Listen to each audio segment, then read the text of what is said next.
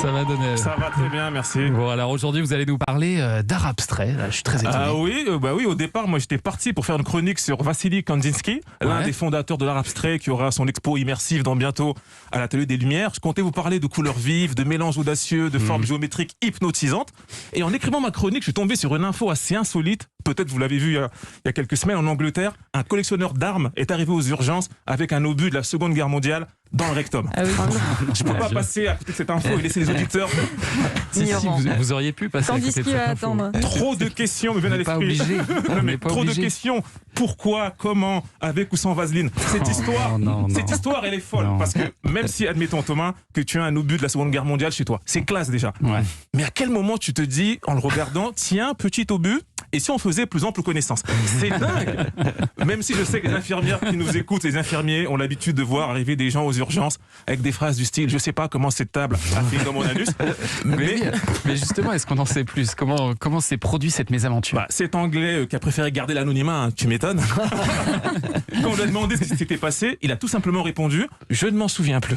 D'accord. Mais mec, Oui, pour lui, vrai. c'est une anecdote lambda. C'est le genre de truc qu'on peut perdre oublier. mémoire dans des moments comme ça. Ah oui. Moi, en même temps, C'est recommandé même, hein, je pense. j'ai eu un toucher rectal il y a quelques années, je m'en rappelle encore. Ok, je fais des cauchemars la nuit. Ouais. Je me revois sur la table, je vois le docteur qui fait ses affaires et il me parle comme si tout ce qui se passait était normal. Pourquoi ils font ça les docteurs? Pourquoi pendant ces moments gênants ils nous parlent?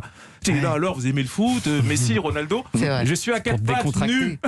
Et je suis déjà décontracté. T'es en train de violer mon âme et mon esprit. Laisse-moi tranquille, ne parle pas, n'essaie pas de rendre ce moment cool. C'est gênant. Juste, tu mets les doigts, t'enlèves la montre et tu te tais. C'est tout ce qui se passe. Et on Bon, et alors, donc il s'en souvenait vraiment pas alors? Non, après quelques heures passées aux urgences, il a fini par avouer qu'en fait, il était chez lui tranquillement en train de nettoyer ses armes parce que c'est un collectionneur et il a malencontreusement glissé sur son obus. Ah d'accord, bah oui, ça tout s'explique. Évidemment. C'est des choses qui le arrivent. ménage, Voilà. Le ménage. L'obus a une autre version, mais alors, je vois Jonathan Lambert, en féru d'histoire qu'il est, se dire mais est-ce que l'obus était chargé? Ah, Très bonne question. Ouais.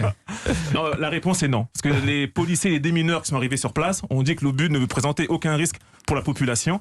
Et tant mieux d'ailleurs. T'imagines, ça va exploser en lui? Ah, c'est triste. Mais quelle mort nulle ça.